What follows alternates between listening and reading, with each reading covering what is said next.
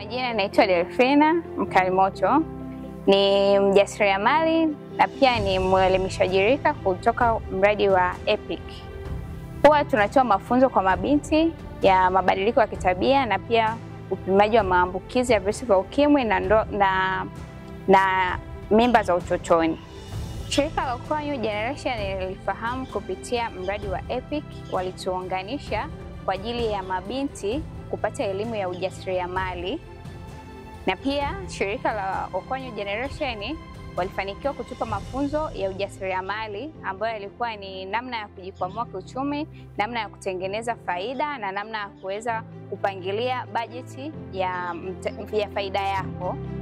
Na pia kupitia Okoa New Generation, baada ya kupata changamoto kwa sisi mabinti kupata mikopo ya halmashauri, waliweza kutupatia ruzuku ya fedha, wakatupatia mawazo ya kuweza ambayo mtu atakayeweza kuandika wazo lizuri la biashara ataweza kupatiwa kiasi cha shilingi 500,000. Na pia mimi ni mmoja wa washindi ambao niliibuka ushindi wa kuweza kuandika wazo la biashara ambayo ilikuwa ni kilimo cha tango.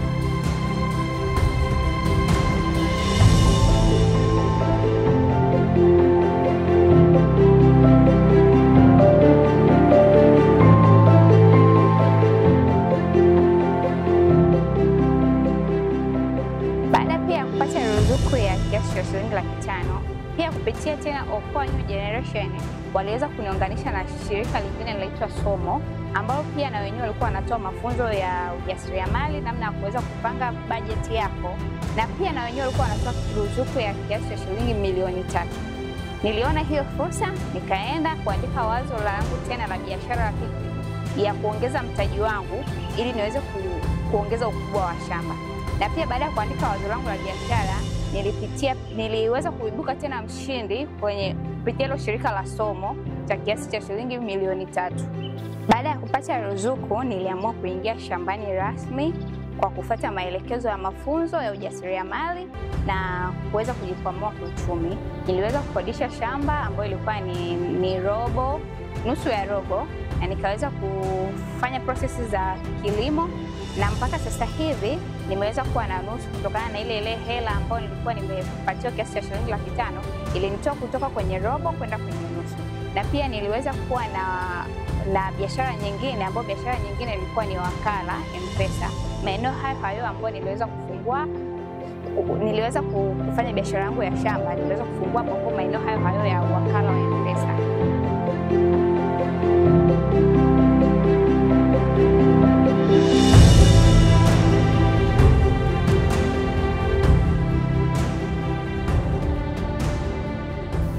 Kiukweli kabla ya mafunzo nilikuwa nikipata hela huwa nilikuwa naitumia bila bajeti yoyote, na pia nilikuwa nalima, lakini nilikuwa nalima kile kilimo cha mazoea tu. Lakini baada ya mafunzo niliweza kuona faida ya kuweza kuhifadhi pesa au bajeti ya pesa ambayo naipata, ambayo nilipopata hiyo ruzuku niliweza kusimamia kiasi cha pesa ambacho nilichokuwa nimekipata, na nikaweza kukodisha shamba ambayo iliweza kunitoa stage moja kwenda stage nyingine tofauti na mwanzo nilivyokuwa. Kupitia mafunzo na ruzuku ambazo nimepata kifamilia, pia naweza kusaidia familia yangu kama mtoto. Mwanzoni ilikuwa sio rahisi sababu nilikuwa naonekana ni mdogo, siwezi kuchangia chochote kwenye familia. Lakini kupitia hizi ruzuku nilizozipata naweza kuchangia chochote kwenye familia yangu, na pia najitegemea kwa sasa hivi. Kutoka kwenye vishawishi ambapo mwanzoni ilikuwa kwa sisi mabinti kuingia kwenye vishawishi ni rahisi kwa sababu tulikuwa hatuwezi kujikwamua kiuchumi, labda tunategemea hela mwanaume akupe ndio wewe upate kitu ambacho unachokitaka. Namlea mtoto wangu vizuri, namlipia ada, hata babake akikwama mimi pia nipo naweza kumlipia mwanangu ada. Malengo yangu ya baadaye ni kuendelea kufungua fursa kwa vijana wengine waweze kujikwamua kiuchumi. Kwa mfano kwa sasa hivi ninakodisha shamba, lakini kwa malengo yangu ya baadaye nataka ninunue shamba langu mwenyewe ambao nitaweza kuajiri vijana, nisiwalipe kama vibarua ila niwalipe kama mishahara wa mwisho wa mwezi, na pia kuendelea kufungua fursa zaidi niweze kuajiri pia na mabinti. Mfano kama hapa kwenye uwakala niweze kuweka mtu kijana mwenzangu ambaye ataweza kusimamia hiyo biashara yangu. Kwa mimi ningependa kuwahasa vijana wenzangu au mabinti wenzangu wachangamkie fursa na wasikae tu kutegemea leo labda kesho nitapata fursa nitaolewa na mtu mwenye gari. Ningependa tu kuambia unapopata gari ndio unapata fursa ya kupata huyo mwanaume ambao ni mwanaume wa ndoto zako. Kwa hiyo ukiwa una kitu ambacho kinakuingizia pesa ndipo unapoweza kufungua mlango mwingine wa mtu ambao unamhitaji.